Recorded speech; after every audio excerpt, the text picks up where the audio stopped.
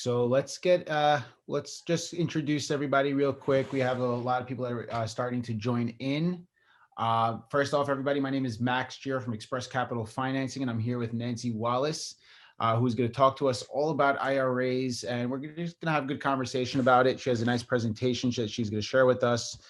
They just got out of for those of you who are listening in, a pretty terrible Dallas freeze or We're calling Texas. it the snowvid. The snowvid. There you go. I knew I was missing something. But yeah, so we're gonna go ahead and let you take it away from now. Do you want to share the presentation, or are you gonna you want to do? Yeah, no, I'm gonna share my screen, and for all of you this might be your first time on our webinar, we like to be super interactive. So if you have questions, comments, or anything like that, put it in the chat box below or the question and answer box, and we will be happy to make sure that we get to it and answer your questions.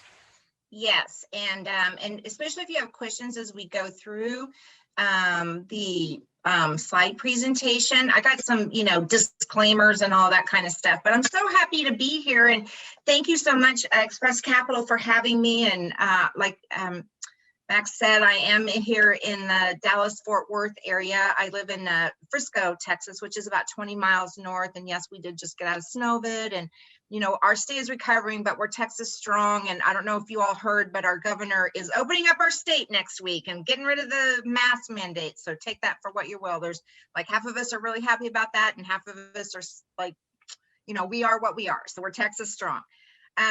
So I've been in real estate investing for, it's close to 20 years now. And I've done a lot of different things. So I've done flips, I've done buy and holds, I've done owner finance. I've written some books. My first book was called Winning Deals and Heels. Both of these are bestsellers. You can get them on Amazon. The Winning Deals and Heels is about myself and 9 other women in the Dallas-Fort Worth area, about our story, how we got started. And the reason I wrote it was just to kind of say, hey, you know what? I'm just a regular person. Here's how I started. And, all of us have the same kind of, we all had families and everything. So it's all how we started our business. My latest book was called Let Me Ask You This. And I'm famous for always asking questions. And even when I was growing up, I'm like, let me ask you this. Let me ask you this. So we said, okay, I got to write a book about this. And specifically, since I'm a guest of Express Capital, I have a chapter on funding. Like, if you don't know how to find money for your deals, you don't know what questions to ask. So I kind of go through what questions to ask and how to present yourself as someone that they want to lend you money. It also goes over how to find, I wrote the Profitable Landlord System. It's all about how to find, manage, fund, and manage single family properties. So what we're going to talk about tonight, though, is how to invest with small dollar IRAs. And I'm going to kind of go through how I even got into that. So number one, let me have my disclaimers. I'm not a financial planner. I'm not a CPA. I'm not an attorney. I'm just a regular gal that's a real estate investor. I am a real estate broker here in Texas. So when we talk about all these, this is the things I'm going to go over tonight are my real examples, my case studies, what I've learned, how I learned it, and how I applied the strategies that I'm going to talk to you about. So as always, with any real estate investment, check with your CPA, your attorney. Make sure you always conduct your due diligence. I was saying last night I did a presentation on, how to hire a contractor because I got real sideways. So that's another presentation for another night. So now we're not just talking about any old retirement account. So if you have an account with Fidelity, it's a 401k. That's not what I'm talking about here. I'm talking about qualified, self-directed custodial companies. There's a ton of them all over the United States. So the rules that I'm going to talk about for self-directed IRAs apply to all of them because they're federally what do we want to say, regulations or whatever. So the types of IRAs that can participate in what I'm going to be talking about tonight are Roth, traditional, the Cloverdale, which is the educational IRA, the health savings account, SEP, the checkbook. There's probably a couple others that I don't know about. So, but you do have to be working with a custodial account, and you can just Google that if you don't have your self-directed IRA. If you do not have one, it's really easy to open one up, and you just have to Google the ones that are in your area. So now, why would you consider investing with this type of IRA? So, okay, this past year has been kind of crazy for the stock market for a lot of things, COVID, businesses, and everything. So you know what? If you have $5,000, $10,000, and it's just sitting there, you can actually grow that money tax deferred. So in one of the examples I'm going to talk about is how I took 3 different small dollar IRAs. My first deal was $5,000. I did an owner finance deal, and I have money going into my IRA account, and I'm not paying taxes on it. It's not even reported on your tax return because the IRA owns it. So you don't have to pay taxes on it. I did a house where I bought an option with my SAP, and I'm going to net like $46,000. And I know that's kind of like, what? If I flip that house, I would have to be paying taxes on that in the year that I flipped it. But if I make the money in my IRA, I get taxed when I take it out. And that's kind of the thing with the whole IRA. You want to build the wealth in the IRA because it's tax deferred. You can have it secured with real estate. There's less reasons to contribute. Right now, it's a hard time to, a lot of people don't have the money to contribute to their 401ks, or companies are we're just in a weird time right now. Companies are downsizing. We don't know what's going to happen this year. So this is a way you can take control of your own financial freedom and your retirement. So why did I start doing this? So I've been doing this just a little over 2 years. And the first case study we're going to go to, I'm just going to show you how I just got dumped into all this. So I specialize in helping people that have less than $50,000. Now, the strategies that I talk about, you can do with any amount of money. I mean, if you have $300,000, $500,000, $2 million sitting in a self-directed IRA that's not earning any money, we need to talk. But a lot of people out there's more people that have the small dollar IRAs than there are the larger ones. So when we talk about these numbers, now Express Capital, they're used to working with, millions and all of this. So these numbers for you might not seem that big, but you have to realize that the average person that I work with has about $15,000 in their account. So we have, with a combined value of 24 properties over 1.5 million, the account holders they became private money lenders, earned $135,000 tax-free into their account, tax deferred. We do points. So typically when I work with people to help them become private money lenders, we'll do 2 points and 10%. We leave the higher interest rates to other folks, but it's all negotiable because it's based on relationships. And the average number of people that are participating in one deal is about 5. So you don't have to have a ton, you don't have to have hundreds and hundreds of people to put their money to work. If you have 10 people that each have $10,000, that's $100,000. You can do a lot with real estate with $100,000, and you don't even need that much. So my area of specialty, so I've actually been published in Forbes magazine about how to do this, which we're going to talk about at the end. I've done an article in American Association of Private Money Lenders. I mean, you can just Google my name and you can find where I've been published in Forbes, and I just recently was in Authority magazine. Ken Corsini, who used to be on the Atlanta HGTV Fix or Flip, he wrote a book, and he reached out to me because he heard about a deal that I did that we're going to be talking about tonight. So I'm chapter 12 in that book. So I have some credibility about how I've done this, and I do a lot of speaking across the country to different groups about how they can take control, how people can take control of their own retirement, grow wealth, tax deferred.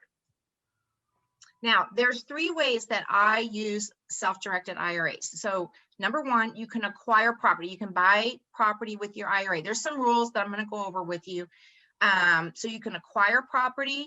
You can become a private money lender. And then one of my favorite options or favorite ways is using an option, because it's so easy. And I'm going to, I think my last case study, I talk about that. And if not, I'm going to throw that in there because I have spent tens of thousands of dollars going to different kinds of real estate seminars and gurus and all of that. And when I found out how simple this was, I was like, oh my gosh, I can't believe that I paid another person and they never really, because I thought, oh, this is so confusing how, using a trust, you don't have to do any of that. It's really easy. So 3 steps to get started. So number 1, your IRA must be with a custodial company. There's just, I mean, don't call me up or send me an email. Hey, I got, 30,000 in my Fidelity account. Sorry, you're not going to be able to do it. If it's not with Fidelity, I'm throwing Fidelity out because my daughter has Fidelity. So I said, no, you can't do it there. So just check with whoever's holding your IRA. Can you purchase? Now you can purchase other things with IRAs. For this presentation, we're just talking about real estate. I mean, you can do gold, you can do other things, but we're just talking about real estate.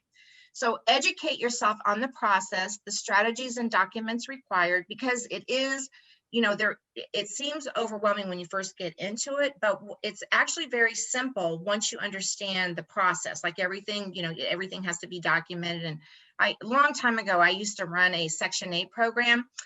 So to me, you can't get more documented than the government when you're doing housing and all of that. So for me, the document process isn't that hard. So, and then you want to work with the right partners to ensure that the deal is done right, because there can be severe tax penalties if you do what's called prohibited transactions. So custodial company, we kind of talked about that. So I'm saying you can do it. I've done deals with $100 out of my STEP IRA. But I recommend but it's hard. I mean, I've been doing this for a while, so I know how to find those deals and how to do it. So I would recommend if you can open an account with at least 5,000, but I've used money at 2,500. The least amount of money that I've ever borrowed from somebody is $8,000. I was doing a foreclosure. The lady, we needed $3,000 to do a reinstatement. We got another 5,000 for repairs and that kind of thing. I had 2 people that had small dollars. I went to them and said, hey, I want to borrow this money. They were in second lien position but they knew me and they were okay with it because I paid them 10% and 2 points because their money was just sitting there with no interest. Again, I do focus on the small dollar just because I think there's a need for that. But again, if you have any amount, it will work. So educate yourself. So how did I do it? So trial and error. And I went to, there's a few, I've gone to a lot of seminars and lunch and learns, and that's how I kind of got the idea. And so when I found this property that we're going to talk about, you'll go, oh, and I said, oh my gosh, I should do this. Networking, just talking to people about, do they have idle money sitting there? And, you can help them put it to work. Attending webinars like this, lunch and learns, and hey, you can always read a book, because if you pick up, let me ask you this, I do talk about that. So working with the right partners. So, okay, so not all title companies are the same. So number 1, if they don't know how to do it, don't work with them. I mean, change title companies, because this can really mess up your deal. So for example, I have 2 or 3 title companies. Well, I have many title companies I work with, but only a few of them, a handful really, know how to do the right paperwork, and because they have to work in conjunction with the custodial company, and the paperwork does have to go back and forth, and all the I's and T's have to be crossed and dotted and things like that. So you just want to make sure that you look like with your CPA, the custodial department. So when you work with an IRA, you've got a note side and you have different sides in a custodial company that works with the asset. And that's kind of a longer presentation. So I want to get to I'm going to do prohibited, then we're going to get into the fun stuff.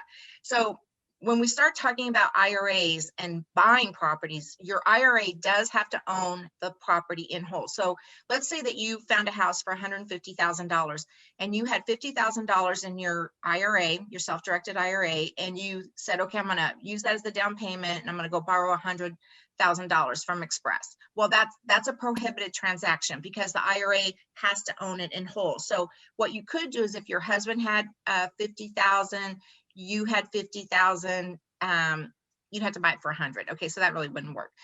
So it has to be whole. Like you can't borrow the money, you can't lend to yourself. And then when we talk about rentals, so I don't really like to do rentals in my IRA, and I'll tell you why. Because all the money has to go into the IRA and it has to come out. So with rentals, I mean, it's not so much you don't get fees when the money goes in, but most custodial companies will charge you when you have to pay the vendor, when you have to pay utilities, when you have to pay the HOA, when you have to pay the property taxes. So from a cash flow perspective, it doesn't really work for me. Now, I love owner finance in my self-directed IRAs because I set it up with a company, loan servicing company so that the buyer pays the loan servicing company. The loan servicing company just sends the check on over to the IRA. I don't even see it. I just get my monthly statement. Okay, here's my first deal. So this is how I got my claim to fame here. So I do a lot of, I'm old school. I do direct marketing. You know, I get a postcard and I send it out, and it's very simple. It just says, hey, I'm interested in buying your house at 123 Main Street. Are you ready to sell? So this house was actually in the historic part. If you're familiar with Dallas, Fort Worth, we have Dallas, Fort Worth. Fort Worth's more like the cowboy kind of side, and, you know, stockyards and all that. And this house was actually in the historic district of Fort Worth. And it's probably, to give you some perspective, about maybe 45 minutes from my house. I don't know what due west, I guess it would be. The guy, he was ready to sell. It's not like I was the first investor to market to him. It just was timing. He got my card. He was ready to sell. This house had been sitting vacant for over 5 years. It had been in his family for 40. You can tell it's pretty rough. And actually the city was getting ready to tear it down. He had city liens on it for mowing and things like that, and he had been born in the house, and he was just ready. He traveled a lot. Actually, he traveled a lot to New York. And he had called me around 9 o'clock in the evening, and we chatted on the phone for, I don't know, 45 minutes or whatever.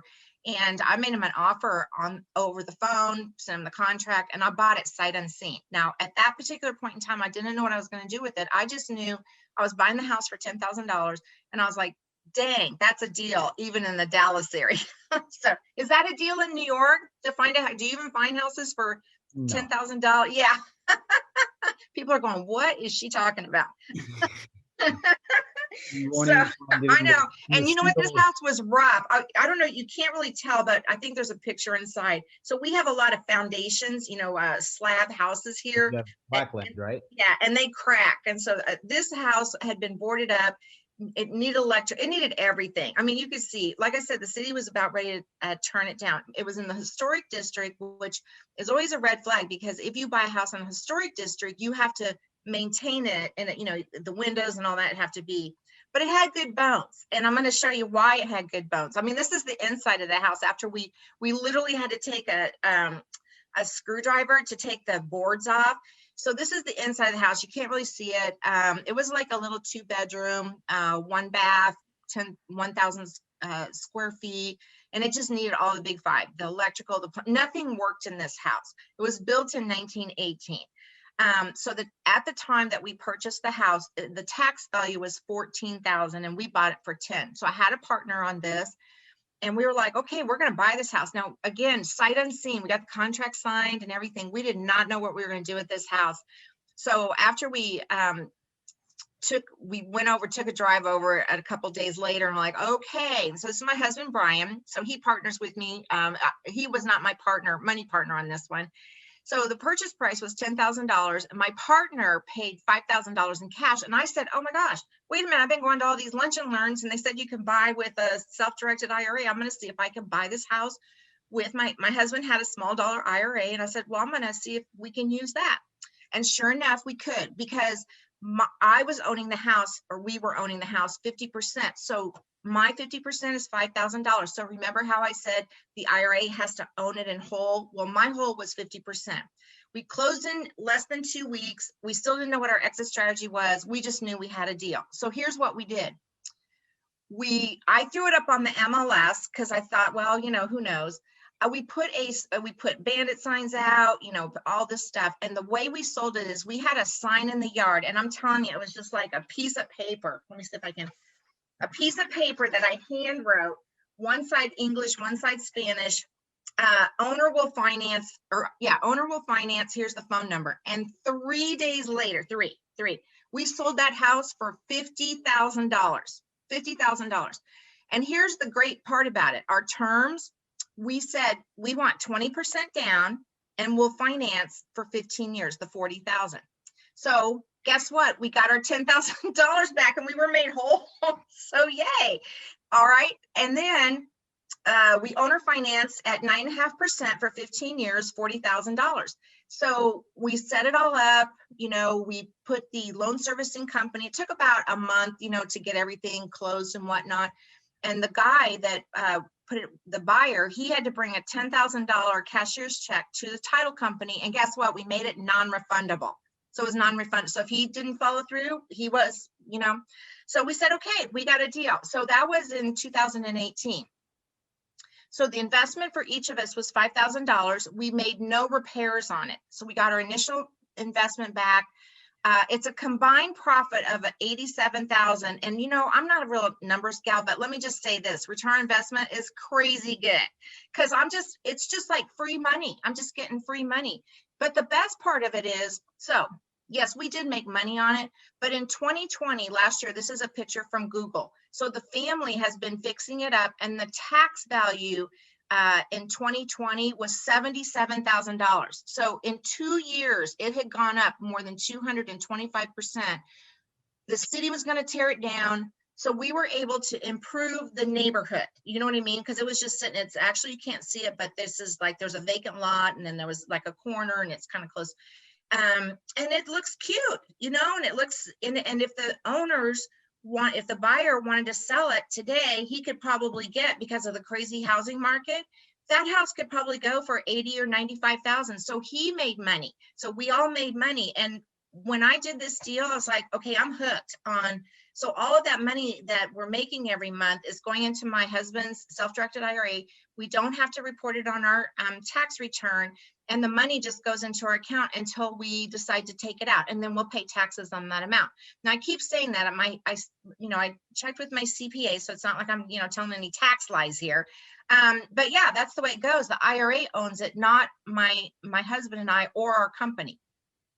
So it was, yeah. So over the 15 years, we'll earn 43,000 if we don't sell the note. And there's really no reason for us to sell the note. And if somebody always asks me, well, what happens if they stop paying?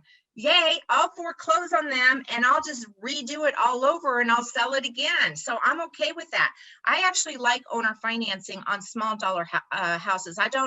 You'll find if you start listening to me, I don't go into like high-end homes, 250 ARVs about my limit on properties that I do, but owner financing, I love anything under 100 grand. I don't know if that's possible in New York, but you never know. I sure wish. Alrighty, so the next case study we're going to talk about, this is a property that my husband and I purchased.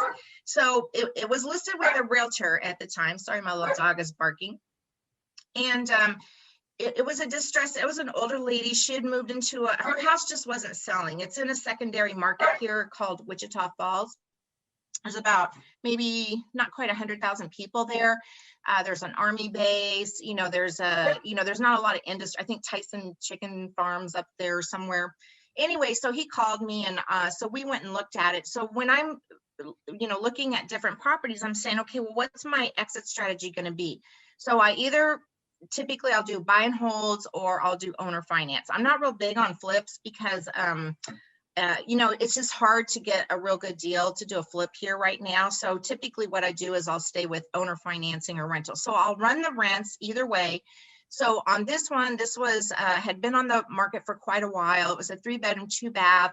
It was built in 1951, and the average rents per this area was $850. And the ARV was around $97,000. So we said, okay, let's look at what our exit strategy should be. So it was that Wichita Falls was like 2.5 hours away. That's too far for me for a rental, even if I hired a property manager, and I'm not familiar enough with the area to really, know the property management company. I used to be a property manager, so I'm pretty picky about my property management companies. But as far as the everything else, it was like kind of an okay house for a rental. But on the owner finance side, hey, I don't really care how far it is. You know what I mean? I can go up there, put a sign in the yard, and once you sell it, you don't look back on it. So that's, as long as they're paying that, you don't have anything else to do with that. So we decided that we would go ahead and purchase the house. So we bought it for $60,000. This is one of the inside pay, and it was actually a cute little house. It had a few little things wrong with it, but nothing major. So we used 3 of our small dollar IRAs. So I had a SEP that had 50,000 in it that just been sitting there for years. My husband had a traditional and a Roth IRA. So we had the $60,000, right? So we decided to go ahead and purchase the property for the 60,000. And then what we did is we owner financed it for 95,000. Same strategy, put it in. I actually, because it's a little bit further, I work with a guy up there that he puts the signs in the yards for me. And because of the time of the year, it took maybe like 30 days for us to find a buyer for it. But once we did, you know, got it all in there, got the down payment. And what I like about owner financing is that you collect at least a 10% down payment, which we did. So we collected a $9,500 down payment, and the buyer is paying us 9.5% interest for 15 years. I don't, you know, I wasn't born yesterday. And so, you know, I don't have 30, 40 years. So I don't do 30 and 40 year notes. And if it ever gets set up that way, I would just sell it. So 15 is about the longest I'll go. So the owner finance deal, we sold the property for 95, and so the monthly payment of principal and interest only was $892. And over the course of 15 years, if we don't sell the note or she doesn't refinance, which we don't have any prepayment penalties, we'll earn $75,000 within the 3 accounts. So how does that work? Okay, so when you use multiple IRAs, it's a percentage of owner. It's called the undivided interest of blah, blah, blah. So because my SEP had $50,000 of the purchase price, my SEP owned 83%, and then the other two at 5,000 owned 8.5. So let me just go back to that slide. I think I can go back. Okay, so I said the payment was $892 principal and interest. I don't care about the property taxes because she's paying those. They are escrowed, but that doesn't go into my account.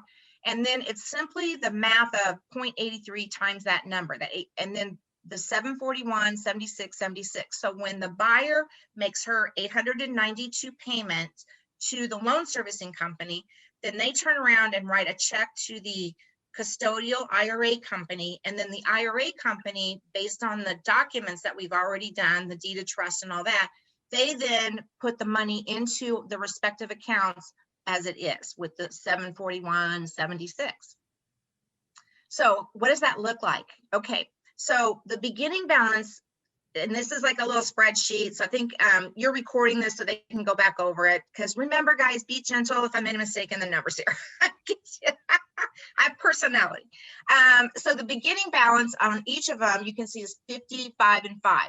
Then the undivided interest, so 83, 8.5, 8.5.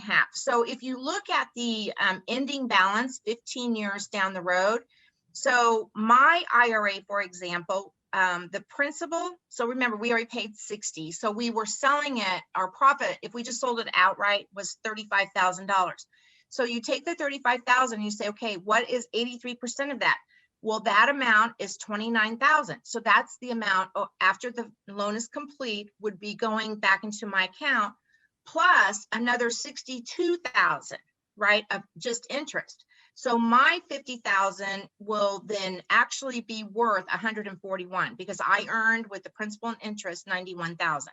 And then on the 2 smaller IRAs, they each earned with principal and interest 93 and some change. So at the end of the 15 years, they'll be now at 14,000. So the point I'm trying to make here is that if my husband, we've done this. So his IRA actually owns the first property that we did when we started getting some money in his account. What we did is we took some of that money and then we reinvested it. So his IRA on that first property that we just talked about, we actually used part of the funds from that and we reinvested into this property. So my husband's Roth IRA actually has an interest in 3 different properties. So you can see, like, if you just have a little bit of money, you can just keep reinvesting it into real estate. So he's getting the amount that we talked about. So his IRA, I think it'll end up being, what I say, like $40,000. So he's getting at the end of the 15 years on both, you know, if you combine them, he'd be getting like over $50,000 or value. See how that works? Does that make sense? Okay. Really quick. Okay. Yes. Could you go back to that spreadsheet real quick? Yes. So the 141, just to make sure I'm understanding this correctly, and I hope maybe if someone else might have the same question, the 141 is really the 91 in profit plus the 50 in principal that you put in? Exactly. Yeah, that's the total value. So the ending balance after 15 years. So if we just let it ride, nothing else changes, that's what it would be. Gotcha. Makes Now, sense. the cool thing about owner finance, and I really like about it, and I mean, we put them through a vetting process and all that, and I've not, knock on wood, I have not had anybody that has, gone belly up on me and I had to foreclose on them. That doesn't scare me. Texas, we're pretty friendly here as far as getting people out of our houses, unless we're under a pandemic. I mean, our eviction laws are pretty good. I mean, you can get somebody out within 4 weeks, and the foreclosure process is usually no longer than 6 months. So it's a pretty simple compared to other states, is what I'm saying. So I did a foreclosure in Texas on like the first of the month, and they were out on the 30th, and I just couldn't believe my eyes. yeah, they go fast. So which is good.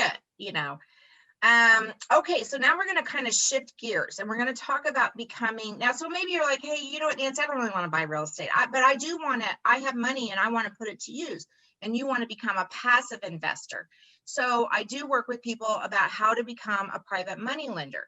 So, and it's actually very easy to do this, but so what we're going to talk about now, what I'm going to really focus on is how to vet and the terms. And you don't want to just be giving your money just to anybody, and people will ask you for your money. So, you need to do your due diligence on the people and the deal. So it's a little bit different. So number one, you can network to build your list of either people that want to be private money lenders or that are looking for money. And I can't say it enough, vet. And, we talked earlier about partnerships and having the right title and attorney to make sure that you are protected, that, 10,000, 15, 50,000, 100,000, it's your money and you do not want to put it at risk. And so I'm going to talk more about that. One cool thing about private money lending is it's completely negotiable. I mean, you have to stay within certain, you can't just like charge 25% interest or anything. But I have done deals where I have coordinated instead of the investors getting, like, I'll help people come together to become private money lenders, and then we'll still charge the borrower points, but I'll get that as a fee, right? Or we'll do where I've borrowed money from people, they had really small dollar amounts, and I'm like, hey, I just need the money for a hot minute. Can I just pay you X interest, but no points? So you can, and as they get to know you and you have a reputation of paying people back, you can say, hey, did you think about going longer? Because when people first start working with me, they're like, oh, hey, they want to be like a hard money lender. Like, okay, we want to do 6 months, 12 months. Well, you know what? If you only have $5,000, why would you want to be taking it in and out every, 3, 4, 6 months? You need a stable investment where you're getting like an 8, 10%, because if I'm going to pay 12%, I'm going to go to a hard money lender because they can get the money a little bit faster. And I still use hard money lenders because sometimes when you work with self-directed IRAs, I mean, the fastest I've ever done a deal is 10 business days. They don't work as fast. You can't churn it. But the other thing about private money lending is that there's no appraisal, there's no credit, there's no, so there's some advantages to that. And then I always have my borrowers pay the fees. So most custodial companies charge you fees not to put the money into the account, but to either manage it or to take it out. So usually it's like $125, could be a little less, $75, to have your money withdrawn. So if you have $5,000, you're letting somebody borrow, or 10 or 15, and you don't want to pay the $125, then I actually have the borrowers pay that as part of the fees that they have to pay. So you want to protect yourself. So not only do you want to vet who you're lending the money to, but you'll vet the deal. So I'll have people call me and they'll want me to help them find money. And if they're a brand new investor, it's not going to happen because they have no track record. And especially if I don't know who they are, or that, they have no, even if they had a good credit score, I wouldn't lend money. They need to have a little skin in the game as far as being kind of a seasoned investor, know what they're doing. I have a lot of criteria if they're brand new. And so I do vet the deal. I want to know like what the ARV is, who's doing the repairs, what repairs are needed, what's the exit strategy, basically how you're going to get your money back. And then you do want to vet the borrower. Now, the people that lend money to me, because I've been doing it and I, talk about it and everything, if I call somebody up and they have money, they're going to lend it to me because they just know I'm going to pay them back, and I have a reputation, and I try to do the best terms for the people that I'm getting money. So I have people all the time that I'm like, hey, I just need this money, and can you do it? And I'll get people to lend me money for longer periods of time. So like when I do my owner finance deals, I actually get people to loan. So I just did one with an option where I knew I wasn't going to keep the property. So I bought it with an option of $100. I purchased the property by borrowing money from a couple of self-directed IRA account holders. And then I sold the property, but the way I did it, the person wanted to refinance out. And so I'm going to net, that's the one I'm going to net like $46,000. So in that particular scenario, I got my account holders to go 3 years. That gives me time to like make sure the note's seasoned and I can sell it and everything works out the way it's supposed to. And if it gets sold sooner, then they just get paid off. But they were completely fine with that. I typically always have my lenders in first lien position, but I have done some deals where I'm buying them subject to, and I just need money to get to the closing table, and they're okay with that. Because I also do a personal guarantee when I'm doing part of the documents. That's part of my required paperwork when it's not anything the custodial company requires, but I make it part of my documents for, so it makes my borrowers feel better that, I'm personally promising to pay them back. We always close at a title company. We don't go down to the corner, and sign the paperwork at some mobile notary place. And the cool thing about private money is that you can just set the terms. It's just so negotiable. It's based on relationships, right? So I guess Express Capital, they have their terms and what you have to provide, and asset-based lending. Private money lending is a little more flexible, right? I mean, because it could be lower, it could be higher, it could be longer, shorter. It's based on people rather than the whole. I mean, you're going to lend to people that you like, know, and trust. So we talked about first lien position. You want to vet the deal. The location is important. And so I just got it right before this. I got an email from somebody about they wanted to know my thoughts on investing out of state. And I'm all about investing out of state. But the thing is, if I don't have trusted boots on the ground, I'm not going to invest out of state. You have to.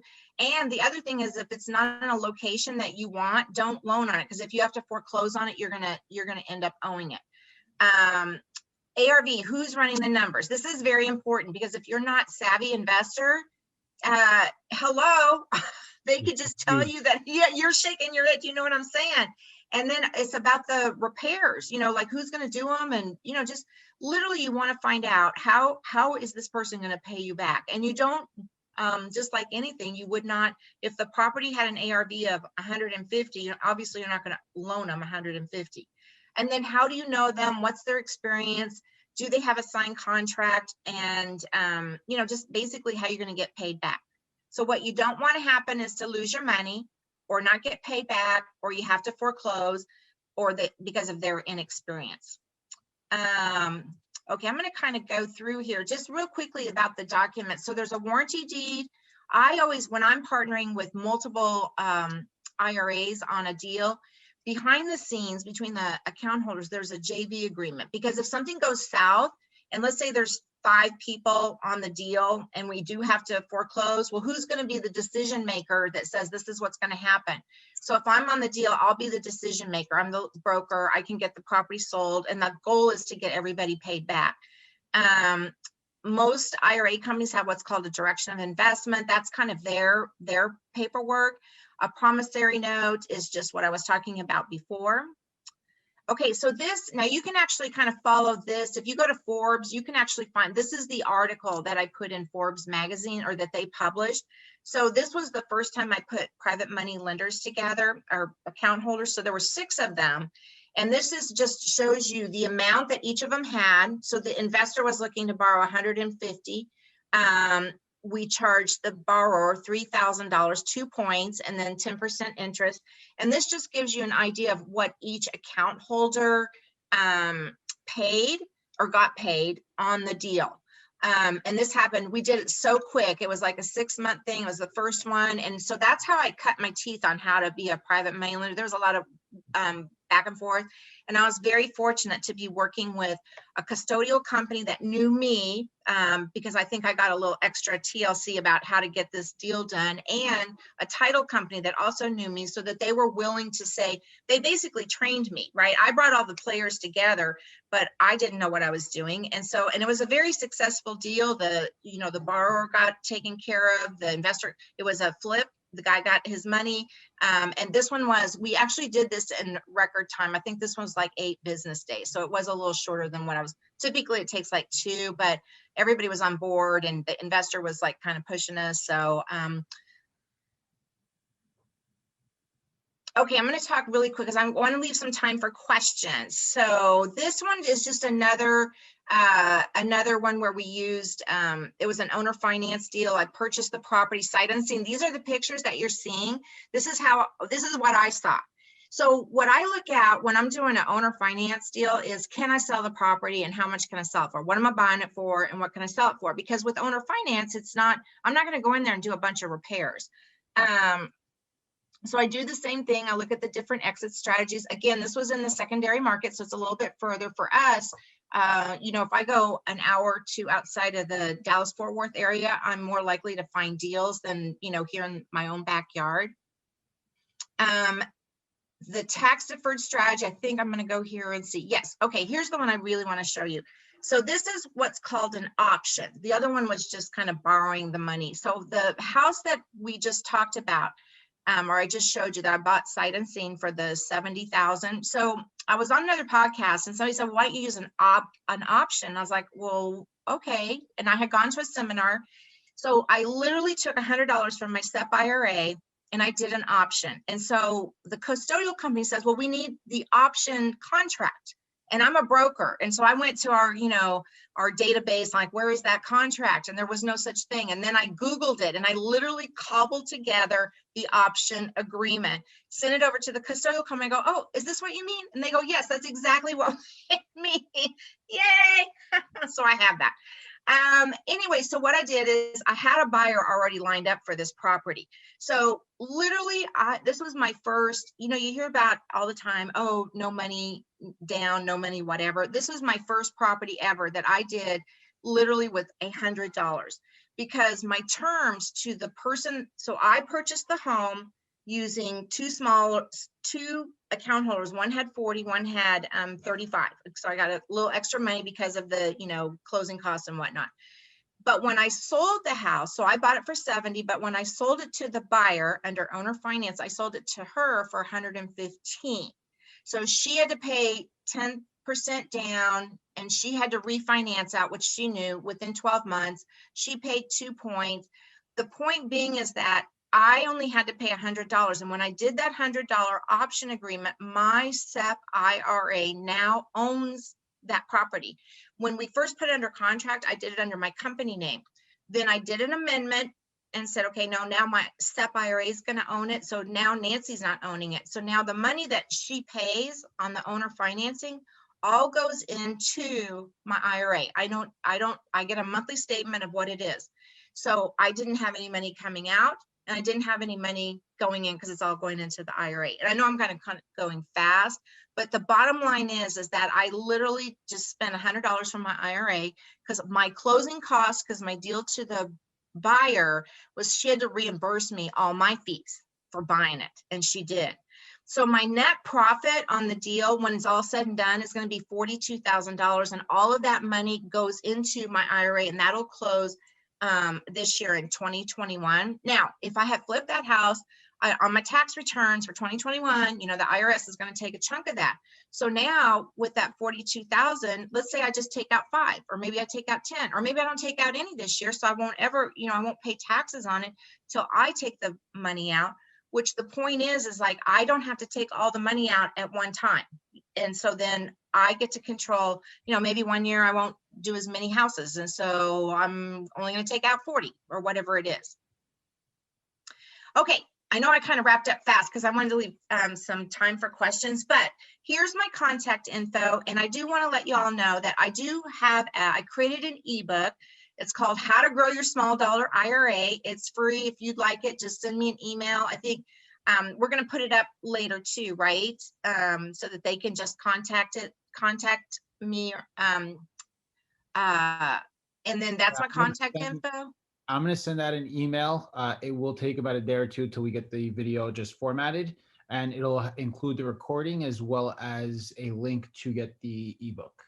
Yes, and if you would all just follow me on Instagram. I'm doing a little thing with my dog. You'll see Gilbert. You'll meet Gilbert. He was barking in the background because we're going to do a little mold remediation, and I'm sure you guys are familiar with that, right? But I do want to just thank everybody for coming tonight, and be happy to answer any questions if you have any, or maybe I was just like gave y'all the info. It was very informative. I'll be very honest. I learned a lot tonight that I didn't know. But I'm very interested to see what questions we have, guys. So please use the question and answer box or the chat box. We'll leave a couple minutes open so you guys can ask your questions, whether you had a specific one to a deal, or maybe it's just a generic question.